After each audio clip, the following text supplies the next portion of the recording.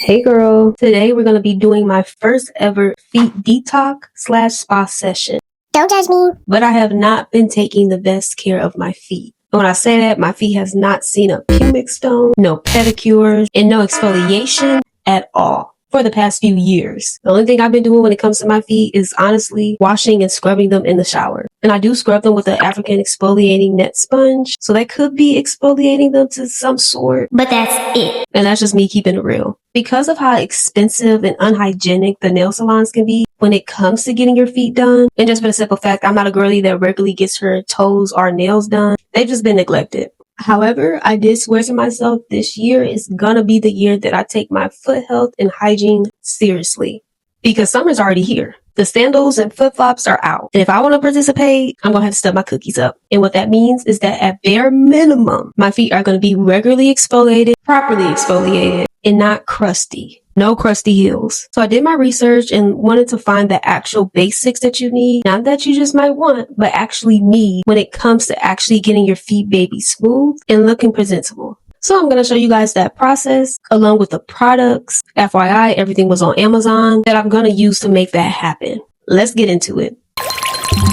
All right, you guys. So we have 5 steps that you want to take if you want the best looking feet. Step number 1, cleaning. We got to start off on clean feet before we do anything else. So I'm going to hop in the shower, scrub my feet, make sure I get in between the toes, and we'll go from there.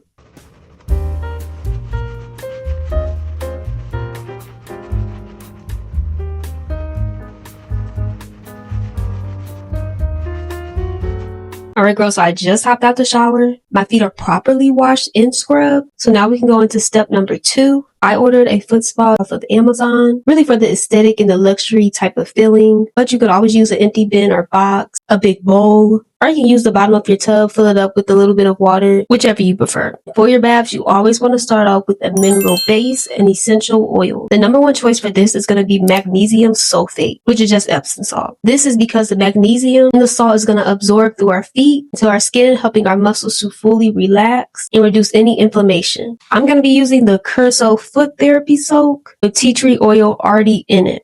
Now, if you choose an Epsom salt, a different one, you could always add essential oils yourself. For example, if you want more of a relaxation and calming type of vibe, you can add peppermint and lavender. Or if you really try to get rid of odor, tea tree oil is going to be the best because it's antifungal and antibacterial. If you are going to add essential oils, make sure to dilute it with water before putting it into your foot bath so that you can avoid any irritation.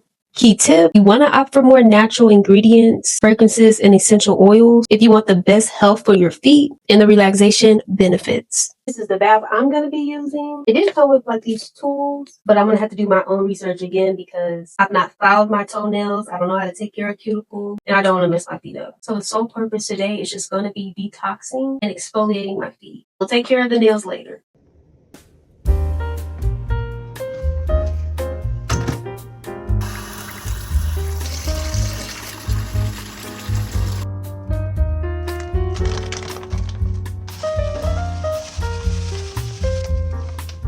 Now that our mineral base and essential oils are added, the last things we're going to add to our foot bath are going to be raw organic apple cider vinegar along with some baking soda. Apple cider vinegar is going to help us neutralize odors and reduce the possibilities of any fungal growth. And the baking soda is going to help soften our skin and make our calluses easier to manage after our soak. So I ran on mine to use 1/2 cup for the apple cider vinegar. I'll be using these measuring cups and then 2 tablespoons for the baking soda.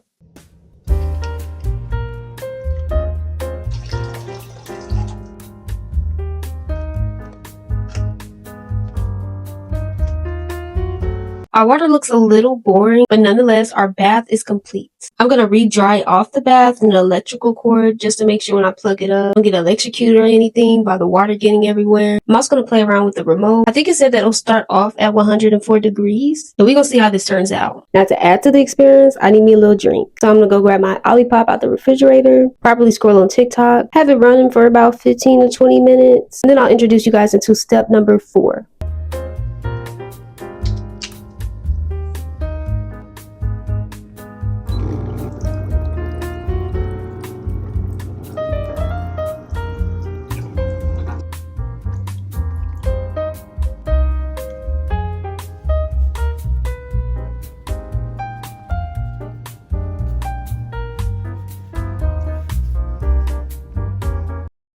We just got done with the foot bath. My feet feel so good. That really did relax me. I will say the water did get a little hot during the session. I kind of had to take my feet back out. So I do recommend having it between 92 Fahrenheit to 104 so that it's not too hot and it doesn't give you any burns. Nonetheless, my feet feel baby smooth. I see the little crustiness on my skin has lifted up. Therefore, we can get into step number 4, exfoliation. I've seen people use a cheese grater type thing, but using that can be too rough on the skin and just do a lot of damage if you're not careful. So instead of using that, I ordered this electric foot file by Dr. Skulls. It's specifically a callus remover and it gently helps you remove hard skin.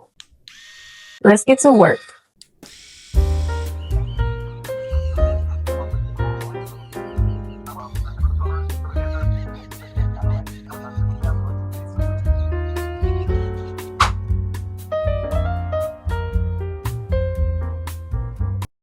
With my feet now detoxed and exfoliated, that leads us into our last and final step, moisture. Any thick, good lotion will do. However, I'm going to use 2 products for this process. Upon doing my research, I found that a good foot cream with urea along with socks is going to lock in all that moisture. Urea is a really good ingredient because it exfoliates, moisturizes, and heals dry and cracked feet. Using urea and wearing socks at night is proven to maximize that hydration and keep your feet just as soft. So I will be using this foot stick with 60% urea plus 2% salicylic acid. I don't really like wearing full socks at night, so I went ahead and ordered these heel socks that are just going to cover the heel and allow my toes to breathe.